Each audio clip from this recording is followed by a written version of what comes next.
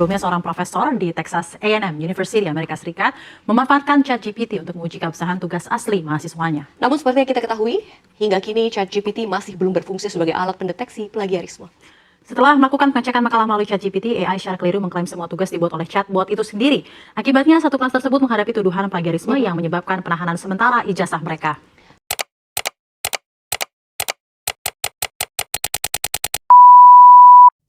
Assalamualaikum warahmatullahi wabarakatuh. Halo semuanya. Selamat datang di podcast Bisikin Bincang Asik penuh inspiratif. bersama aku Laras. Dan aku Rahma. And ya, di podcast kali ini kita akan ngebahas sesuatu yang menarik banget nih, Bener. Rahma. Mungkin tadi juga udah ternotis nih di awal Bener. video ya. Betul. Apalagi kalau bukan ngebahas mengenai artificial intelligence atau AI. AI. Ngomongin soal AI nih Rahma, pasti Iya. udah nggak asing lah ya di telinga para pendengar kita gini nih mahasiswa, karena udah melek banget sama teknologi ya Iya, kan. benar banget.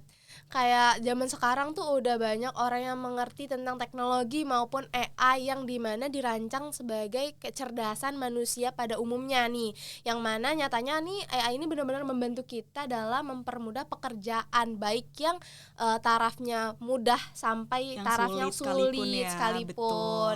Nah, kayak kalau kita pakai AI itu kayak semua jadi make it simple gitu.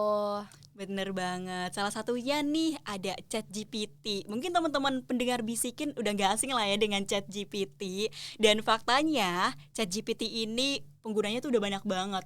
Lebih Wow. dari 100 juta pengguna aktif per bulan. Dan ini tuh melebihi Instagram dan TikTok. Padahal waktu itu baru diluncurkan 2022. Tapi udah bisa menyaingi Instagram dan TikTok. Luar biasa banget sih, bener-bener ChatGPT ini, wah parah. Ya, banyak banget penggunanya. Padahal belum ada 1 tahunan ya dia luncur nih teman-teman. Nah, aku pun sebagai pengguna dari AI ini nih merasa terbantu banget atas pengerjaan tugas aku nih. Nah, tapi perlu diingat nih ya teman-teman, kalau penggunaan ini kita juga harus bijak nih dalam penggunaannya agar tidak menggunakan ChatGPT ini untuk hal-hal yang tidak baik. Nah, ChatGPT juga nih bisa membantu teman-teman dalam menjawab berbagai persoalan atau pertanyaan-pertanyaan yang kompleks nih teman-teman. Nah, juga tapi di satu sisi juga dia bisa menjadi bumerang untuk kita kalau kita nggak bijak bijak kalau kita nggak menggunakannya. hati-hati gunainnya. Nah, bener banget Rahma. Kalau kita lihat nih sekarang udah banyak banget kasus-kasus penyalahgunaan ChatGPT. Dari mulai ngejawab soal-soal ujian, nyusun skripsi, tesis, dan masih banyak lagi. Padahal ini jelas ya termasuk ke dalam pelanggaran karena plagiarisme. Dan Iya. juga dengan penggunaan ChatGPT yang gak bijak ini bakal mengurangi kualitas pendidikan kita. Yes, bener banget nih. Kayak nggak sedikit banyak yang menggunakan ChatGPT ini untuk menyelesaikan tugas-tugasnya nih, Nah, Laras. bener. Tapi mereka memang kurang bijak dalam penggunaannya, kayak sedikit-sedikit menggunakan ChatGPT, dikit-dikit menggunakan ChatGPT. Nah, tentunya hal ini tuh membuat kita atau mahasiswa menjadi malas Malas untuk ya. berpikir, Malas ya berpikir. kan? Nah, kalau kamu sendiri nih gimana nih, Ras? Kayak tim pengguna AI atau enggak nih? Kalau aku pasti dong, karena aku udah masih anak muda gitu ya, melek teknologi juga. Pasti aku udah pernah nyobain ChatGPT dong, pakai ChatGPT untuk membantu tugas-tugas aku. Tugas-tugas di sini adalah aku gunain ChatGPT sebagai tools aja sih sebenarnya. Tools sebagai alat untuk membantu aku mencari ide, mencari referensi. Tapi ketika aku udah dapetin nih idenya, ini aku kembangkan lagi, ya kan? Iya, benar, Aku benar. kembangkan lagi sehingga nanti mencapai nih hasil-hasil yang aku ingin dapatkan gitu dari tugas-tugas aku. Jadi nggak pure gunain ChatGPT dari A ke Z kita copy paste. Jadi ada yang harus dikembangkan gitu, Rahma. Dan jadi malah justru adanya ChatGPT ini tuh malah membantu kita dalam mencari sebuah ide inspirasi Nah, ya kan. betul. Dari hal itu tuh kita bisa kembangin lagi nih sesuai sama kreativitas kita. Nah, tentunya hal ini tuh bakal membuat pengembangan cara berpikir kritis kita dan problem solving kita tuh menjadi lebih berkembang ya, Laras ya. Jadi lebih kreatif sih sebenarnya. Iya.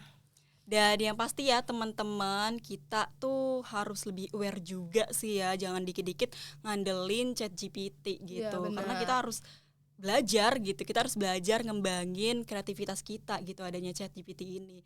Kita juga nggak bisa gitu, ChatGPT tuh nggak akurat sih sebenarnya gitu kan, untuk kerjain ujian apalagi itu Iya. nggak bisa guys untuk nyelesain Digunakan ya. ujian dengan benar. Ya Jadi benar. kita harus benar-benar bijak sih. bijak dalam penggunaannya Laras ya. Dan lagi nih, apa nggak bahaya nih menurut teman-teman kalau kita terus-menerus menggunakan ChatGPT ini, karena bisa aja tuh ChatGPT itu mengancam identitas kita nih Laras, karena secara tidak langsung dari pertanyaan-pertanyaan yang kita ajukan di ChatGPT ini tuh bakal ada penyimpanan dari riwayat pertanyaan tersebut. Nah tentunya aja tuh hal itu kan tentu sensitif nih, dan bisa aja suatu waktu bocor nih Laras.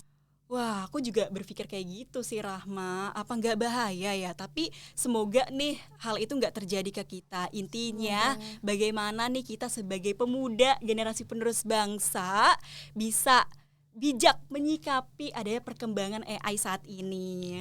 Ya pastinya kita harus bijak ya dalam penggunaannya, dan justru juga berhati-hati dalam memahami bahwa AI ini hanya sebagai alat pembantu aja nih, bukan pengganti. Nah jadi jangan terlalu nih mengandalkan AI untuk segala penyelesaian dari tugas-tugas teman-teman. Nah tentunya karena sejatinya si AI ini hanya diciptakan untuk membantu manusia dalam menginspirasi mereka mencari kreativitas, bukan sebagai pengganti dari proses kreativitas itu sendiri. Bener banget. Satu hal lagi, intinya kita sebagai mahasiswa itu harus banyak belajar, banyak mengembangkan diri, dan pastinya harus bisa mengontrol diri di berbagai situasi yang ada.